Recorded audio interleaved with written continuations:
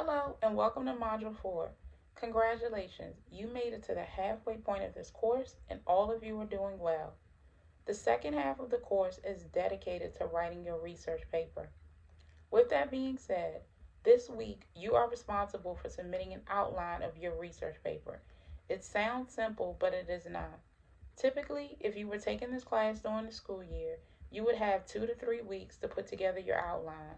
However, since this is a compressed summer course, you only have 1 week. With that being said, I urge you to meet with me this week so that we can discuss your outline and any issues that you may encounter.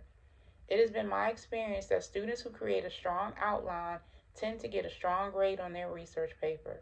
Similarly, I have already emailed you and asked you for a time that you are available to meet on Teams this week. Please respond to my email as soon as you can.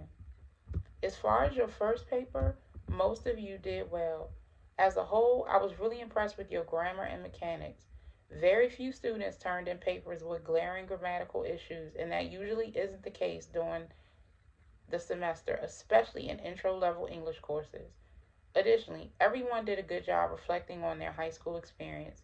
It was clear that you gave a lot of thought about your topics and how your high school experience shaped the person that you are today.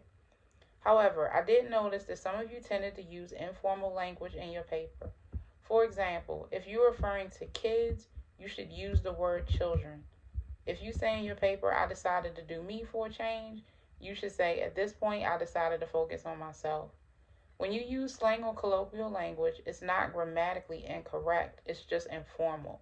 And you want to write as formally as possible, especially in your research paper. Additionally, I did notice another issue with regard to organization. So, therefore, when you finish writing your papers, go back and read the last sentence of every paragraph out loud. Ask yourself, does this sentence reiterate my thesis?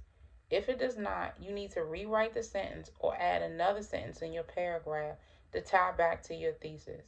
This helps the organization of your paper and it reminds the reader about the original point that you're trying to make. At this point, please refer to the outline in Blackboard as you watch the rest of the video. I also emailed you a copy. So again, I'll give you a minute, pull out that sample outline, and then listen to the rest of the video. Okay. When you are looking for articles for your research paper, go to the Hoover Library website and find peer-reviewed journal articles related to your topic. If you're unsure about how to do that, you can watch the video below this one and I'll walk you through it step by step. As you go through your articles, read the abstract first. It's on the first page of the article. It's a summary of the article and it lets you know whether or not you should read the article in its entirety.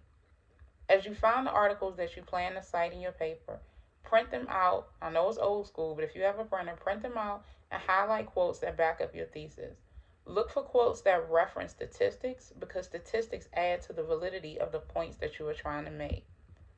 And if you look at my sample outline, most of the quotes that I included are ones that include statistics. Once you identify most of the quotes that you plan to use in your paper, begin to type your outline. You do not need to highlight the points like I did in the sample. I just did that just so that they would stand out for your reference. But you do need to list your thesis statement and at least 3 points to back up your thesis statement. You should also have 1 to 2 quotes from journal articles underneath your points.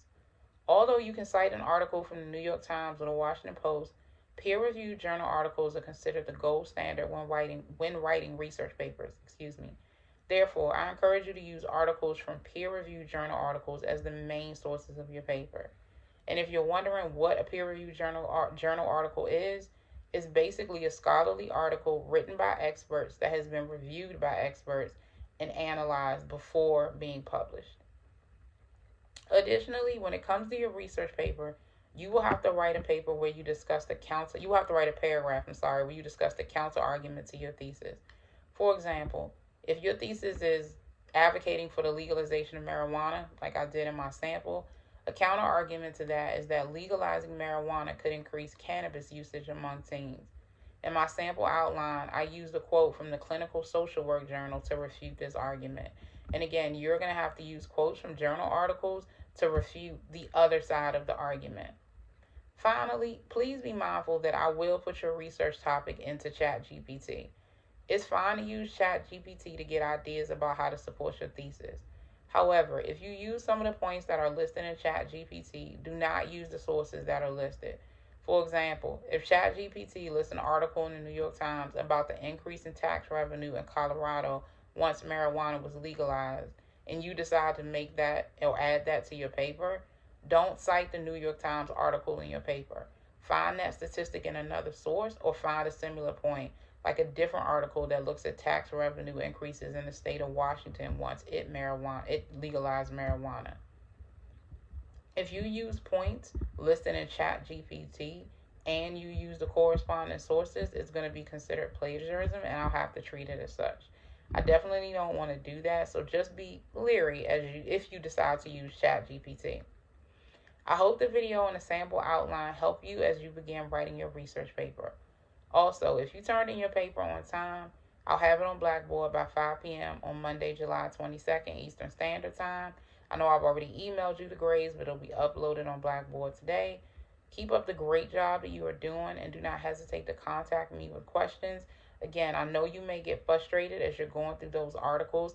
Just pace yourself, give yourself time. I wouldn't read more than 2 articles at a sitting because they are difficult to read, maybe 3 at most.